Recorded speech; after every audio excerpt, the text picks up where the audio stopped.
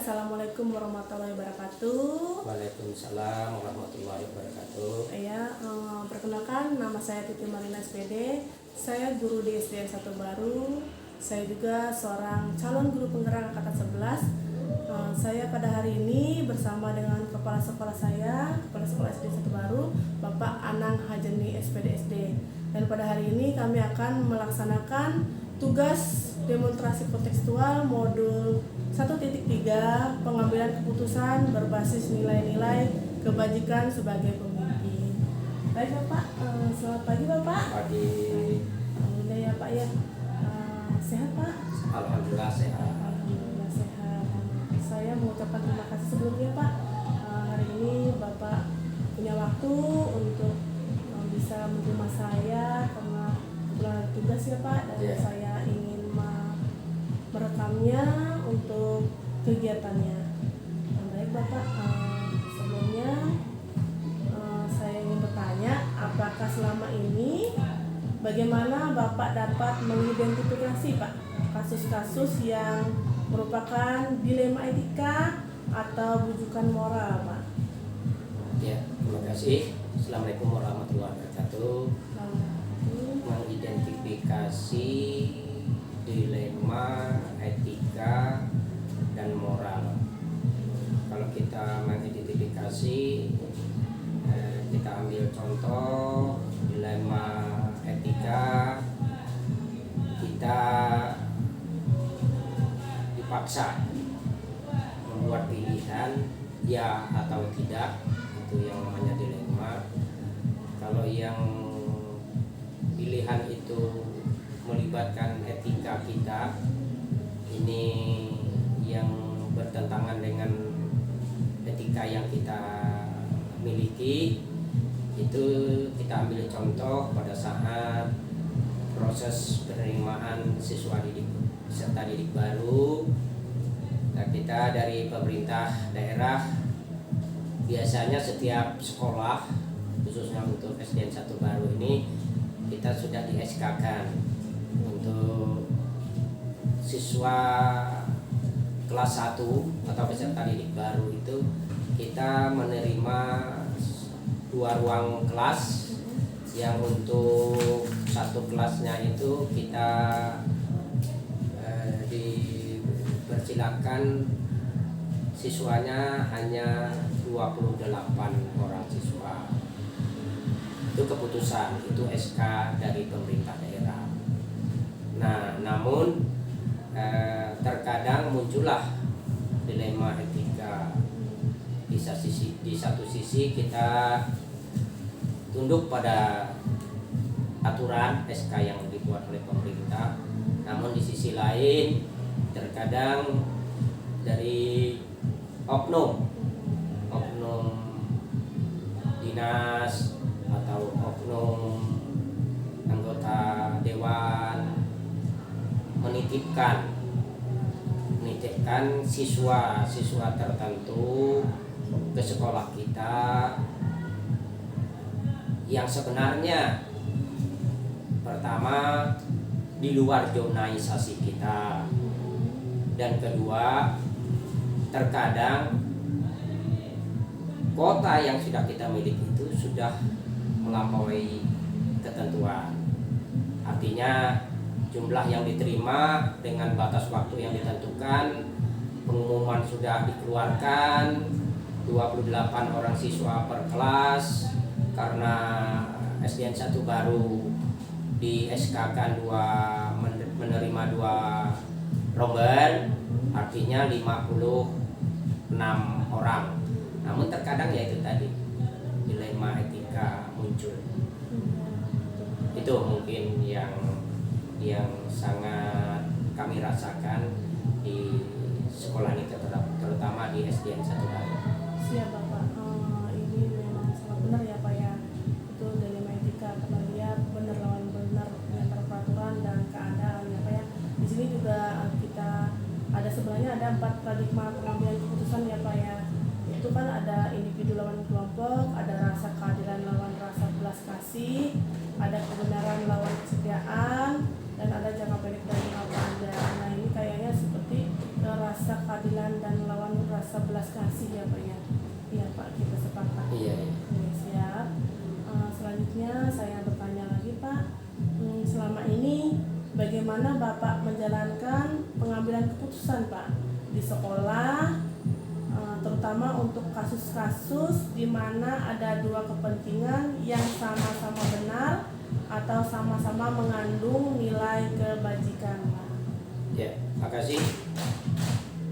Seperti di awal sudah saya sampaikan, dan itu masuk pada pengambilan keputusan yang sifatnya itu menguntungkan semua pihak. Ya, bagaimanapun kita tidak bisa menolak anak atau siswa yang punya keinginan untuk bersekolah. Namun di sisi lain, karena kuota kita ditentukan, namun tadi seperti saya sampaikan, dilema itu harus kita cari jalan keluarnya supaya keputusan kita itu menguntungkan semua pihak. Dalam mengambil keputusan hal yang seperti ini, tentu saja selaku selaku kepala sekolah, saya komunikasikan yang pertama, yang jelas saya bermusyawarah dengan seluruh dewan guru dan staf di SDN 1 Baru ini. Ya, lalu kemudian aspirasi yang kami peroleh dari musyawarah itu kami lanjutkan ke atasan, yang dalam hal ini ke pengawas sekolah dasar. Jika mengalami kebutuhan, kami lanjutkan ke koordinator wilayah kerja satuan pendidikan atau Korwil. Mungkin kemampuan kami sebagai kepala sekolah batasnya sampai di situ untuk hal ini. Kemudian Korwil menindaklanjuti ke dinas pendidikan yang lebih lanjut. Demikian untuk keputusan. Baik Bapak, di sini kan ada 3 prinsip pengambilan keputusan Pak. Ya, berpikir berbasis hasil akhir, berpikir berbasis peraturan, dan berpikir berbasis rasa peduli. Jadi kita kayaknya lebih ke berpikir berbasis rasa peduli. Rasa peduli ya Pak ya. Yeah. Oke. Nah, selanjutnya Pak, saya ingin tanya lagi, langkah-langkah atau prosedur seperti apa yang bisa Bapak lakukan selama ini Pak? Langkah-langkah atau prosedurnya Pak? Ya, terima kasih. Prosedur atau langkah-langkah yang kita ambil dalam mengambil keputusan yang bersifat dilema, yang bersifat etika, memang kita perlu kehati-hatian. Makanya setiap keputusan tidak bisa diputuskan oleh satu orang saja. Jadi makanya tadi seperti yang saya sampaikan tadi, bahwa keputusan itu adalah keputusan bersama dari tingkat lingkungan sekolah ini. Saya senantiasa dan selalu melibatkan seluruh dewan guru, staf yang ada di sekolah ini sebelum keputusan itu kita ambil dan kita sepakati atau kita tindak lanjut ke tingkat yang lebih tinggi. Ya. Iya, luar biasa Pak ya. Saya lihat di sini ada yang seperti Bapak sampaikan, ada langkah-langkah tadi, dan di sini langkah-langkahnya hampir masuk semua Pak. Ada 9 langkah pengambilan keputusan ya Pak ya. Itu menggali nilai yang bertentangan, menentukan pihak yang terlibat, mengumpulkan fakta-fakta yang relevan dengan situasi Pak, pengujian benar atau salah. Kalau pengujian benar salah tidak Pak ya, karena ini termasuk kasus dilema etika, pastinya benar lawan benar. Selanjutnya pengujian radikal benar-benarnya ada, dan melakukan prinsip resolusi juga tadi Pak ya, investigasi opsi dilema dan membuat keputusan juga. Dari keputusan itu direfleksikan ya Pak ya. Ya baik Pak. Pertanyaan berikutnya, langkah-langkah sudah ya Pak. Selanjutnya saja Pak yang selama ini Bapak anggap efektif Pak dalam pengambilan keputusan pada kasus-kasus dilema etika ini Pak? Ya, terima kasih. Hal yang merupakan senjata adalah bermusyawarah, melibatkan seluruh yang berkepentingan. Jadi itulah senjata kita. Jika problema etika itu sudah kita sampaikan, sudah kita laksanakan, melibatkan semua unsur yang ada tadi, insya Allah keputusan kita itu atau senjata yang kita gunakan itu untuk mengatasi permasalahan etika tadi akan cepat selesai. Luar biasa Pak ya. Selanjutnya Pak, hal-hal apa saja yang selama ini merupakan tantangan ya Pak ya dalam pengambilan keputusan pada kasus-kasus dilema etika tersebut? Tantangannya Pak. Ya, terima kasih. Adapun untuk tantangannya pasti banyak sekali. Yang pertama, kita tetap berfokus pada dilema etika ini. Kadang apa yang kita putuskan, apa yang menjadi kebijakan pemerintah itu kurang tersosialisasikan ke masyarakat, sehingga masyarakat itu selalu memaksakan kehendaknya. Kita ambil contoh sistem zonaisasi. Zonaisasi ini sebenarnya bukan istilah baru dalam dunia pendidikan, namun terkadang istilah ini bagi masyarakat awam itu mereka tidak paham apa itu dengan maksud dengan zonaisasi, sehingga ada sifat ego dari masyarakat itu. Kalau tidak diterima anaknya bersekolah di sekolah kita, lalu anggapan mereka sekolah ini menganaktirikan atau membeda-bedakan. Nah, jadi satu tantangan yang paling berat adalah sosialisasi. Semoga saja hal-hal yang menjadi tantangan ini dengan adanya media-media elektronik, media sosial, baik itu melalui Facebook, mungkin YouTube, masyarakat lebih paham apa yang dimaksud dengan zonaisasi itu, sehingga tidak ada anggapan bahwa guru atau kepala sekolah itu menghambat atau mempersulit anak-anak mereka mau sekolah, terutama di SDN 1 Baru. Intinya sosialisasi yang kurang. Terima kasih. Pak, luar biasa ya Pak ya. Berarti memang itu kata Bapak, kalau misalnya orang tua udah paham, udah disosialisasi kan orang tua paham, orang tua nggak maksa-maksa lagi tahu aturannya Pak ya. Oke. Selanjutnya Pak, pertanyaan saya berikutnya, apakah Bapak memiliki sebuah jadwal gitu ya Pak, jadwal tertentu dalam sebuah penyelesaian kasus dilema etika tersebut? Apakah Bapak langsung menyelesaikannya di tempat, atau memiliki sebuah jadwal untuk menyelesaikannya, atau ada punya prosedur seperti apa yang Bapak jalankan Pak? Ya, terima kasih. Kalau permasalahan etika dari awal tadi munculnya ini biasanya pada saat penerimaan siswa didik baru. Nah, khusus untuk SDN 1 Baru ini kan posisi lokasi sekolahnya berada di tengah pemukiman masyarakat, di tengah kota, di pusat perbelanjaan dekat dengan pasar. Otomatis animo masyarakat untuk menitipkan anaknya bersekolah di SDN 1 Baru ini banyak. Namun terkendala pada sarana dan prasarana.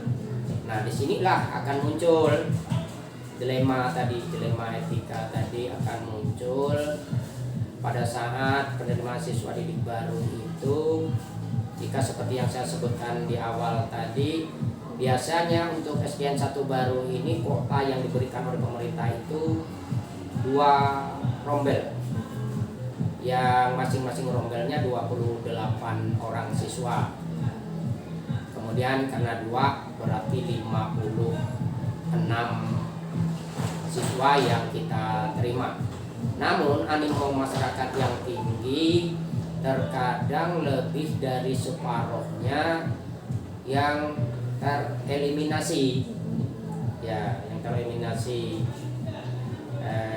karena daya tampung kita dan kuota juga yang ditentukan oleh pemerintah daerah. Nah, adapun jadwal secara insidensial saja penyelesaiannya, jadi tidak terjadwal. Memang kita pada saat PPDB itu ada panitia penerimaan siswa didik baru. Jika permasalahan itu muncul, biasanya panitia melanjutkan ke kepala sekolah atau saya sendiri. Nah, permasalahan itu kita musyawarahkan, kita buat satu forum, kepala sekolah dan panitia itu berunding, bermusyawarah untuk mencari jalan keluarnya. Jika tidak ditemukan jalan keluarnya, panitia dan kepala sekolah ini biasanya menindaklanjuti untuk membawa permasalahan ini ke jenjang yang lebih tinggi, yaitu ke pengawas sekolah dan koordinator wilayah, terutama di SDN 1 Baru ini termasuk wilayah Kecamatan Larut Selatan di pusat kota. Jadi kita mengambil keputusannya berjenjang dari panitia, kemudian kepala sekolah melibatkan pengawas, kemudian pengawas jika sudah terselesaikan sampai pengawas permasalahannya, ya kita bisa selesaikan dan kita anggap sudah satu keputusan bahwa ya atau tidak. Demikian. Luar biasa sekali ya Pak ya, sesuai prosedur ya Pak ya. Baik Bapak, pertanyaan berikutnya, apakah ada gitu Pak seseorang atau faktor-faktor apa yang selama ini mempermudah atau membantu Bapak dalam pengambilan keputusan dalam kasus-kasus dilema etika tersebut Bapak? Ya, makasih. Apakah ada seseorang? Ya tentu, karena keputusan itu tidak bisa kita tentukan sendiri. Saya sebagai kepala sekolah tentu saja punya rekan-rekan guru, punya teman-teman, guru staf. Nah, mereka inilah teman saya atau tempat saya bermusyawarah, berunding dalam mengambil keputusan. Jadi tanpa mereka, tanpa teman-teman ini, tanpa guru-guru ini, keputusan itu menjadi keputusan yang egois, keputusan yang bersifat pribadi. Belum tentu itu baik untuk semua pihak. Sementara kalau saya melibatkan seluruh teman-teman, terutama guru, artinya keputusan itu menjadi keputusan bersama. Demikian. Luar biasa ya Pak, jadi keputusan yang Bapak ambil keputusan dari hasil musyawarah. Ya, siap. Pertanyaan saya terakhir nih Pak.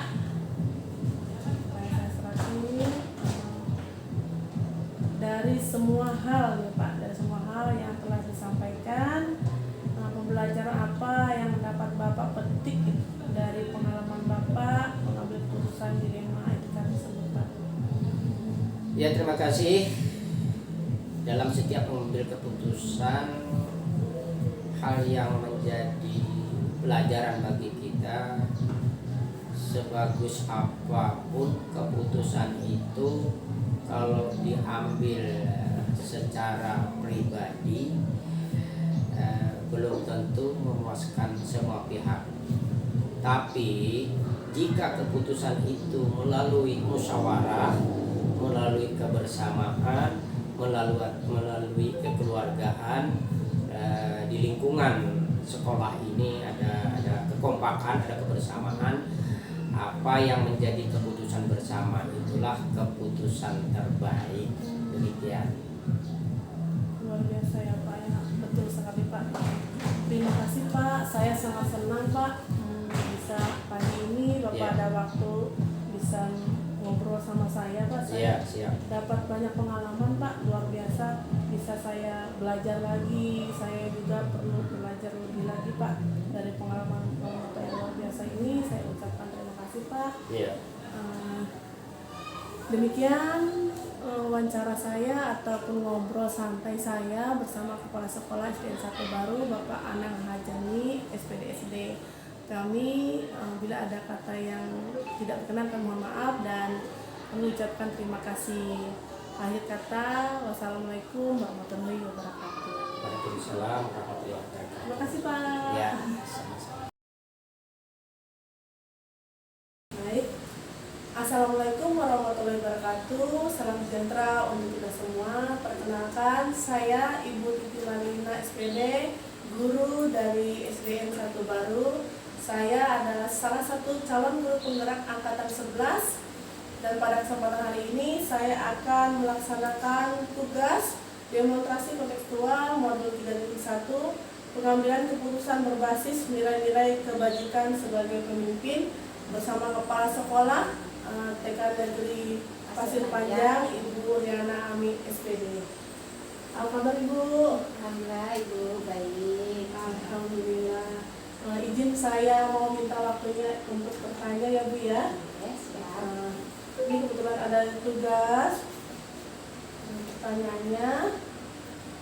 Izin saya bacakan ya Bu.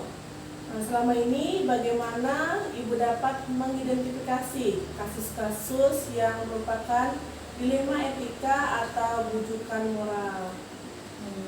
Baiklah, terima kasih atas kesempatannya Ibu Titi.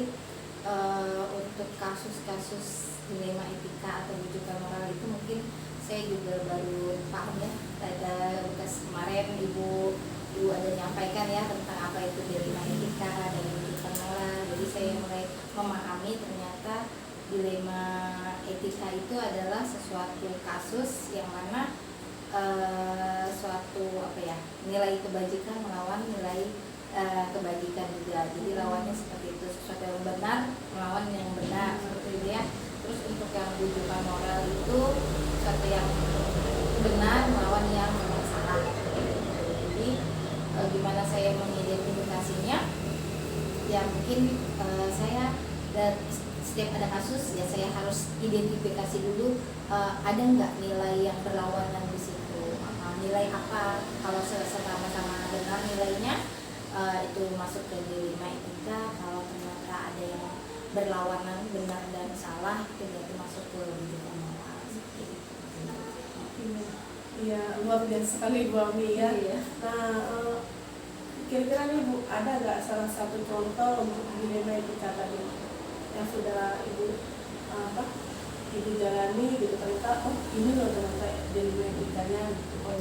Sebenarnya kalau kita lihat beberapa tahun ke belakang mungkin banyak ya Bu dilema etika, ternyata kasus-kasus dilema etika yang sudah kita lewati ya.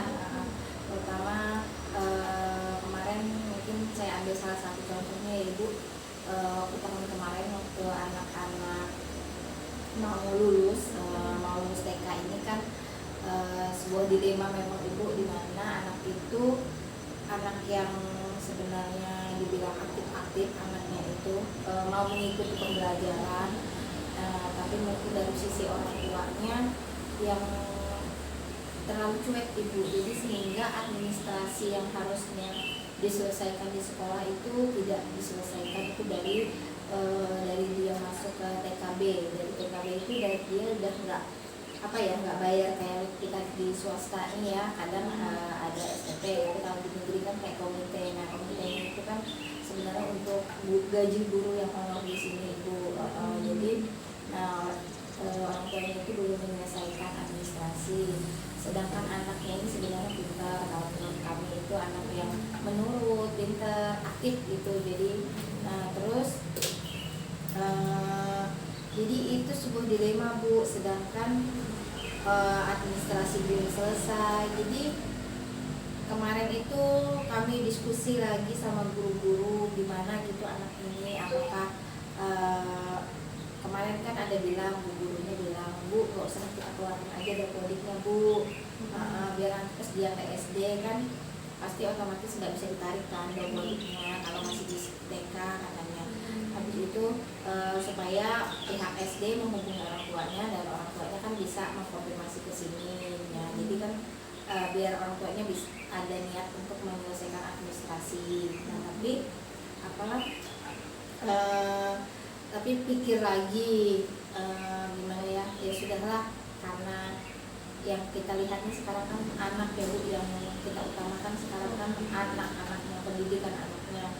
Jadi kalau kita menahan seperti itu sepertinya kita terlalu jahat juga dengan anak. Jadi kami diskusikan matang-matang, akhirnya walaupun rasanya nggak adil ya Bu dengan orang tua yang lain ya Bu, jadi kami akhirnya mungkin orang tuanya itu sebenarnya orang tuanya kalau dibilang tidak mampu nggak juga Bu, mampu aja, tapi mungkin ada hal-hal lain yang nggak bisa dijelaskan ke sekolah mungkin ya Bu. Jadi akhirnya kami guru-gurunya sepakat ya sudahlah kita keluarkan aja tetap dari Jabodik, anggapnya kita luluskan aja anaknya, masalah administrasi sekolah ya sudah kita ikhlaskan aja gitu.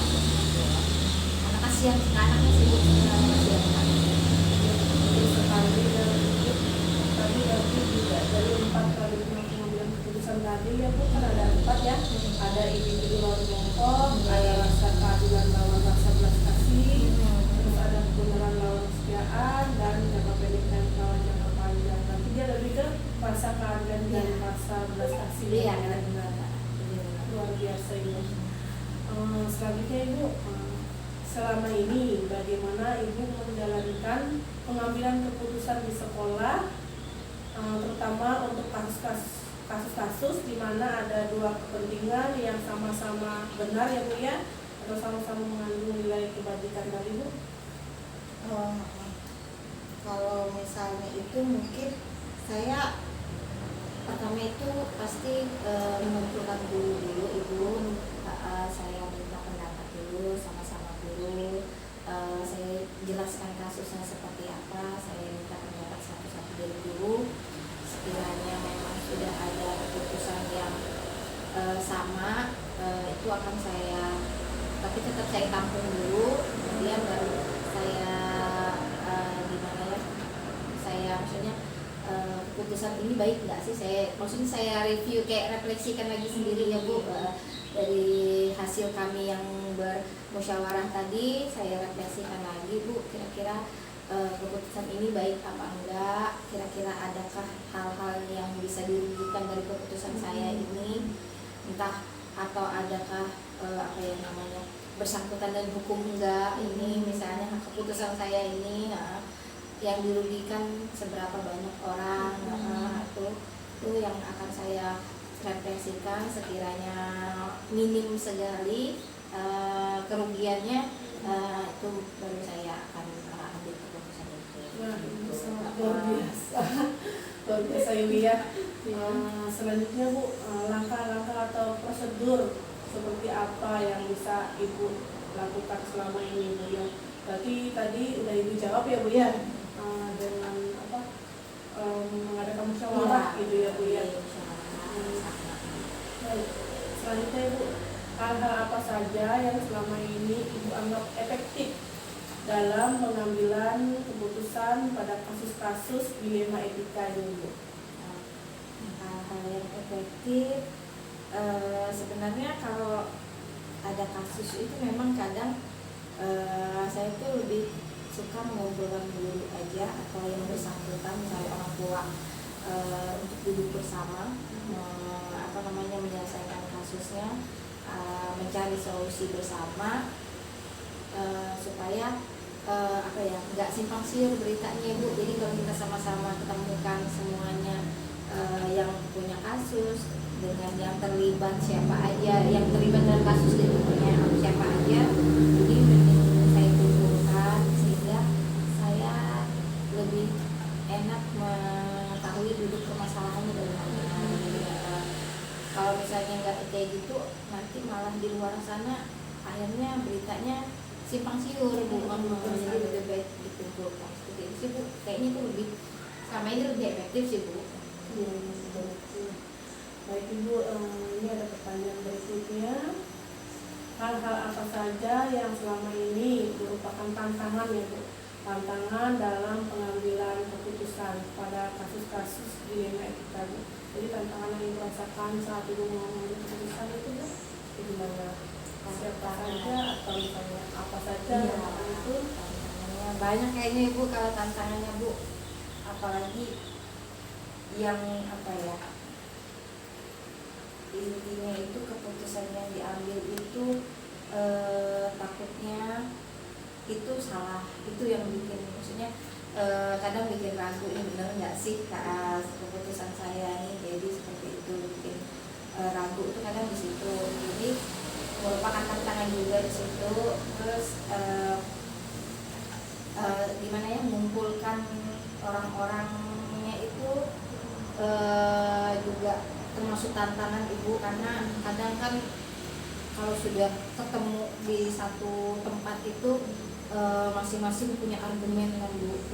Kadang ada yang meledak-ledak, emosi seperti itu juga lumayan tantangan sih Bu. Jadi lumayan itu jadi tantangan juga. Jadi gimana sih cara saya apa sih menangani mereka ya seperti itu, lumayan jadi tantangan Ibu. Dengan kemauan yang berbeda-beda. Nah, itu argumen yang beda-beda tadi kan Bu. Benar. Kadang ya walaupun namanya manusia tuh kadang malah pengen punya dia benar gitu lah Bu, pendapatnya dia. Tapi karena Ibu sudah yakin tadi ya Bu ya, karena keputusannya melalui musyawarah tadi ya Bu ya. Luar biasa. Berikutnya Ibu, ini apakah Ibu memiliki sebuah jadwal gitu Bu, jadwal tertentu dalam sebuah penyelesaian kasus dilema etika? Apakah Ibu langsung menyelesaikan di tempat gitu, atau memiliki sebuah jadwal untuk menyelesaikannya, bentuk atau prosedur seperti apa yang Ibu jalankan selama ini? Kalau misalnya ada kasus gitu, apakah Ibu langsung menyelesaikan di situ atau Ibu perlu waktu berapa lama atau bagaimana? Oh, biasanya Bu tergantung kasusnya ya Bu. Kalau kasusnya itu agak berat, nggak bisa satu hari saya selesaikan. Dan lagi saya mengumpulkan orang-orang yang terlibat itu tidak bisa dalam satu hari saya langsung temukan. Kadang kalau ada kasus yang itu saya akan panggil satu-satu dulu. Saya akan menanyai apa namanya? Saya akan menanyai satu orang. Jadi saya punya referensi dari cerita satu orang ini dengan yang ini agak ada kesamaan enggak, atau ada versi yang mana gitu. Jadi biar saya lebih paham gitu dulu masalahnya. Seperti itu. Jadi hari ini mungkin satu orang, besoknya satunya lagi, misalnya ada 3 atau 4 yang terlibat ya. Jadi setiap harinya ada satu-satu yang saya saya panggil Ibu, nanti baru saya musyawarahkan. Itu saya kumpulkan semua. Luar biasa ya Bu ya. Jadi berarti langkah-langkah yang dilakukan itu sama dengan yang pelajari Bu, ada 9 langkah pengambilan keputusan ya. Yaitu salah satu mengenali nilai yang bertentangan, terus menunjukkan pihak yang terlibat ya, menunjukkan fakta-fakta seperti yang disampaikan tadi, terus pengujian benar atau salah, pengujian paradigma benar lawan benar ya Bu ya. Kalau benar salah tadi kan dia lebih ke rujukan moral ya Bu ya. Kalau misalnya benar lawan benar kan dia dilema etika. Selanjutnya yang disampaikan tadi juga melakukan prinsip resolusi ya Bu ya, resolusi juga investigasi opsi trilema, terus membuat keputusan, dan yang terakhir merefleksikannya. Luar biasa Ibu, masuk ke semuanya ya Bu ya. Selanjutnya nih Bu, saya ini. Apakah ada gitu Bu, apakah ada seseorang atau faktor-faktor apa yang selama ini mempermudah atau membantu Ibu dalam pengambilan keputusan dan kasus-kasus dilema etika ini Bu? Mungkin Ibu ada mungkin teman yang memang ini biasanya yang memang bisa sepakat gitu atau mungkin gimana Bu? Oke. Kalau itu tuh kadang mungkin karena kita pernah kadang ambil dari pengalaman yang pernah ada ya Bu, kadang dari situ juga ada kasusnya yang udah lama pernah terjadi gitu, ternyata terjadi lagi seperti itu, kadang ada seperti itu Bu. Jadi saya ambil yang dari pengalaman dari kemarin, keputusan apa yang saya ambil yang di kemarin itu, tapi saya sambil lihat kemarin itu dampaknya seperti apa, seandainya buruk mungkin saya akan ambil opsi yang lain lagi ya Bu. Jadi itu juga yang jadi salah satu faktor juga ya Bu. Terus mungkin dari pendapat-pendapat seandainya pendapat guru juga salah satu masukan juga untuk saya. Terus mungkin sesama, sebenarnya kalau kasus-kasus itu agak nggak mau ya dikeluarkan dulu dari ruangan sekolah ya Bu. Jadi untuk sementara memang kalau untuk keputusan itu tadi di guru aja sih saya tanya-tanya sama pengalaman-pengalaman yang pernah ada aja, atau kadang mungkin ada apa sih kayak pengawas yang memang lagi dekat yang sudah berpengalaman Bu, mungkin saya tanya-tanya aja sih, cari seperti pernah mereka mengalaminya gitu. Karena kalau pengawas kan kadang nggak terlalu suka juga menyampaikan ke sekolah lain kasus di sekolah yang ini ya. Jadi karena mereka kan yang pengawas sekolah ini, jadi ada kasus yang berat susah saya tangani, mungkin saya minta masukan sama mereka yang sudah senior gitu. Luar biasa, benar sekali Bu, karena kan kita misalnya dulu kan ke sekolah, kepala sekolah ke atasannya lagi, itu kalau misalnya bisa diselesaikan dibantu oleh pengawas, kalau misalnya belum bisa naik lagi ke koordinator wilayah atau koordinator sosial itu, atau selesai di dalam lingkaran rumah tangga sekolah saja diselesaikan gitu. Luar biasa itu. Iya, ini ada pertanyaan terakhir Ibu. Ini Ibu, iya. Dari semua hal yang telah disampaikan Ibu, pembelajaran apa yang dapat Ibu petik nih dari pengalaman Ibu mengambil keputusan permasalahan dilema etika ini? Pembelajaran yang dapat Ibu petik Ya, dari banyak kasus dilema etika tuh Bu, yang saya benar-benar pelajari, mungkin apapun keputusan yang diambil yang kita terapkan, intinya kita harus mengarah ke kepentingan dulu. Jadi apapun masalahnya atau apapun kasusnya yang kita harus utamakan yaitu kepentingan muridnya. Dampak ke muridnya seperti apa itu yang memang harus jadi poin utama dalam mengambil keputusan. Itu sih kalau saya selama ini hadapi kasus-kasus itu. Luar biasa Ibu. Alhamdulillah ya Bu, beberapa pertanyaan yang sudah saya siapkan Ibu menjawabnya dengan lancar, lantang sekali Ibu. Jadi saya ini ngobrol kali ini Ibu gak ada waktu untuk saya punya kamu pengalaman Ibu. Jadi pengalaman informasi gitu kan, ke depan kami juga di sekolah kami ada kasus begitu, mungkin saya bisa memberikan masukan gitu ya dari pengalaman yang sudah dilakukan. Karena sama ya Bu ya, di sekolah kita juga ada guru yang honor dan harus kita juga bercerita gitu kan. Luar biasa Ibu, di pengalaman Ibu pelajaran bagi saya, dan saya bisa mempertimbangkan juga ya Bu ya, dan saya juga terima kasih atas waktu Ibu, kesempatan saya juga diberikan bisa hadir ke ruangan Ibu yang luar biasa ini menurut saya. Sederhana ini Bu. Luar biasa ya Bu ya, sukses selalu ya Bu, semoga menjadi pemimpin yang amanah, yang bijaksana.